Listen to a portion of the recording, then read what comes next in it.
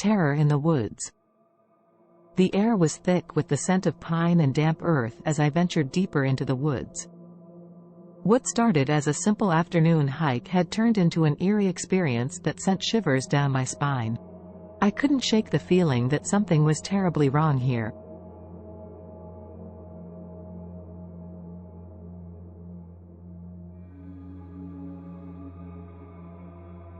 The trees stood tall and imposing, their branches interlocking to form an ominous canopy above me. Shafts of pale, sickly light filtered through the leaves, casting eerie patterns on the forest floor. The silence was unsettling, broken only by the occasional rustling of leaves or the distant cry of an unseen bird. As I walked, I couldn't help but notice the odd placement of the trees. It was as if they had grown in unnatural, contorted shapes, their trunks twisted and gnarled.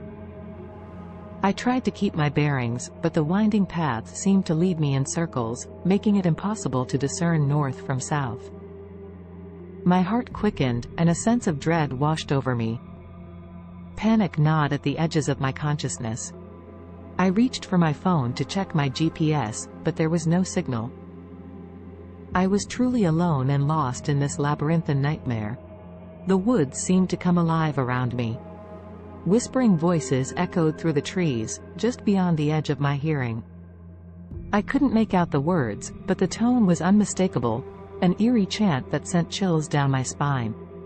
I tried to ignore it, telling myself it was my imagination playing tricks on me.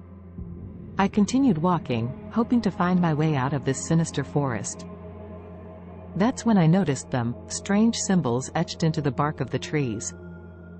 They were unlike any I had ever seen, a bizarre combination of runes and sigils that seemed to pulse with an otherworldly energy.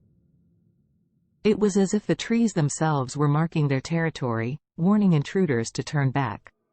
I stumbled upon a clearing, and in the center stood a solitary oak tree, its branches reaching out like skeletal arms. At the base of the tree was a mound of fresh soil, as if something had recently been buried there. My heart pounded in my chest as I approached cautiously. A guttural moan filled the air, and the ground beneath me seemed to shift. I fell to my knees as the earth trembled, and a gnarled hand burst forth from the mound. It was skeletal and covered in dirt, but it moved with a horrifying purpose, clawing its way to the surface.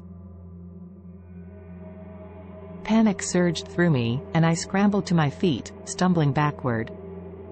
From the mound emerged a figure, clad in tattered rags and covered in soil. Its eyes were hollow sockets, and its mouth twisted into a grotesque grin. It reached out towards me, its bony fingers inches from my throat. I turned and ran, the woods closing in around me like a vengeful beast. As I sprinted through the labyrinth of trees, the forest seemed to shift and contort, the very ground beneath my feet morphing and changing.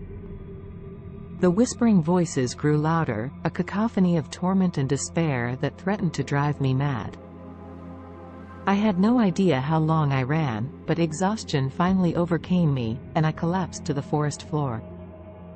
I was surrounded by the symbols etched into the trees, and I realized with horror that they were closing in on me, trapping me in a nightmarish circle.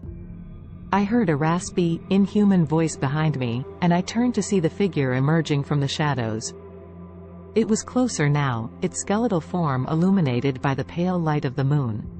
It reached out towards me, its fingers elongating into grotesque claws.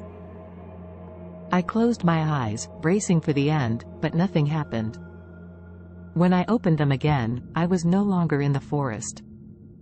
I was back at the trailhead, my car just a few yards away. It was as if the nightmare had never happened. I stumbled to my car, my body aching and covered in dirt. I couldn't explain what had just occurred, but I knew one thing for certain: I would never set foot in those woods again. The horrors I had witnessed were beyond comprehension, a dark secret that the forest held close to its twisted heart. And I, for one, had no intention of ever returning to uncover the truth. Thanks for watching.